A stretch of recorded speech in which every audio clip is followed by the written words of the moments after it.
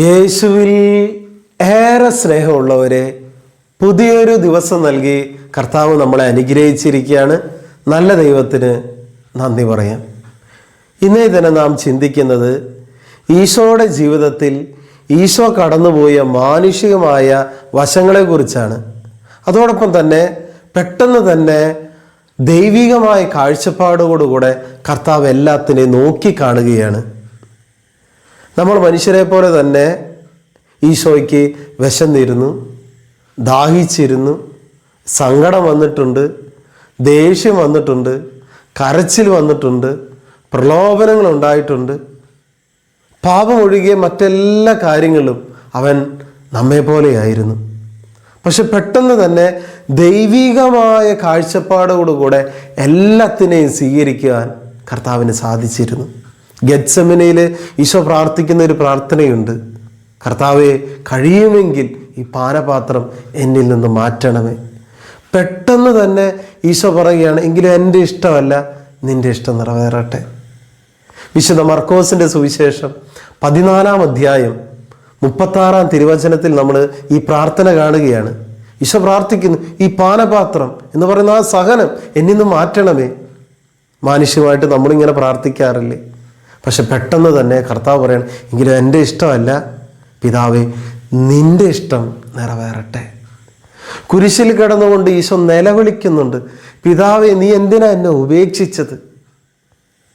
പെട്ടെന്ന് തന്നെ ഈശോ പറയുന്നുണ്ട്, പിതാവേ, നിൻ്റെ കരങ്ങളിൽ എൻ്റെ ആത്മാവിനെ ഞാൻ സമർപ്പിക്കുന്നു. ഒരു നിമിഷം ഉപേക്ഷിക്കപ്പെട്ട ഒരു അവസ്ഥ അത് ഈശോയ്ക്ക് മാനുഷികമായ ഒരു വശത്തിൽ അങ്ങനെ തോന്നുകയാണ്. പെട്ടെന്ന് തന്നെ ദൈവികമായ കാഴ്ചപ്പാടോടുകൂടെ ഈശോ പിതാവിൻ്റെ കരങ്ങളിലേക്ക് തൻ്റെ ആത്മാവിനെ വിശ്വാസത്തോടുകൂടെ സമർപ്പിക്കുകയാണ്. എന്നെ കേട്ടുകൊണ്ടിരിക്കുന്ന പ്രിയപ്പെട്ട മകനെ, മകളെ, നമ്മുടെ ജീവിതത്തിൽ ഒരു സഹനം വരുമ്പോൾ സ്വാഭാവികമായിട്ട് ഒരു മനുഷ്യനെന്ന രീതിയിൽ നമുക്ക് വേദനകളുണ്ട്. ഒരു രോഗം വന്നു, ഒത്തിരി അസ്വസ്ഥതകൾ നമ്മുടെ ജീവിതത്തിൽ ഉണ്ടാകും. കുടുംബത്തിൽ ഒരു മരണം സംഭവിച്ചു കഴിഞ്ഞാൽ മാനുഷികമായ വിഷമം നമുക്കുണ്ടാകാം. മറ്റുള്ളവർ നമ്മളെ ഒറ്റപ്പെടുത്തി കഴിഞ്ഞാൽ മാനുഷികമായ എല്ലാ വിഷമവും സങ്കടമൊക്കെ നമ്മുടെ ജീവിതത്തിലുണ്ട്. എങ്കിൽ കൂടെ അത് ദൈവികമായ കാഴ്ചപ്പാടോടുകൂടെ കാണുവാനായിട്ട് നമുക്ക് സാധിക്കണം. അപ്പോഴാണ് ഞാനും നിങ്ങളും ഈശോയിലേക്ക് വളരുന്നത്. ഈശോ പ്രാർത്ഥിച്ച പ്രാർത്ഥന, പിതാവേ, ഈ പാനപാത്രം എന്നിൽ നിന്ന് കടന്നു പോകട്ടെ. നമ്മൾ എത്രയോ പ്രാർത്ഥിച്ചിട്ടുണ്ട്, കർത്താവെ, ഈ സഹനമൊന്ന് മാറ്റിത്ത, കർത്താവ് ഈ കടബാധ്യത ഒന്ന് മാറ്റിത്ത, കർത്താവെ, ഈ സങ്കടം ഒന്ന് മാറ്റിത്ത. എന്തെല്ലാം കാര്യങ്ങൾ നമ്മൾ പ്രാർത്ഥിക്കാറുണ്ട്. പക്ഷേ അത് ദൈവഹിതമാണെങ്കിൽ പിതാവെ, ഞാൻ സ്വീകരിക്കുന്നു എന്ന് പറയാൻ നമുക്ക് സാധിക്കട്ടെ. അതിന് വലിയ ദൈവകൃപ നമുക്ക് ആവശ്യമാണ്. എന്നെ കേട്ടുകൊണ്ടിരിക്കുന്ന പ്രിയപ്പെട്ടവരെ, ഇന്നേ തന്നെ നമുക്ക് പ്രാർത്ഥിക്കാം. നമ്മൾ മാനുഷികമായി ഒത്തിരി വേദനകളിലൂടെ കടന്നു പോകുന്നുണ്ട്. എങ്കിൽ തന്നെ അതിനെയെല്ലാം ദൈവികമായ കാഴ്ചപ്പാടോടുകൂടെ കാണുമ്പോൾ വലിയ ആശ്വാസം ലഭിക്കും, വലിയ പ്രത്യാശ ലഭിക്കും. അത് സ്വീകരിക്കാനുള്ള ഒരു മനോഭാവം കർത്താവ് നമ്മിൽ രൂപപ്പെടുത്തും. വലിയ കൃപയ്ക്ക് വേണ്ടി നമുക്കിന്ന് പ്രാർത്ഥിക്കാം.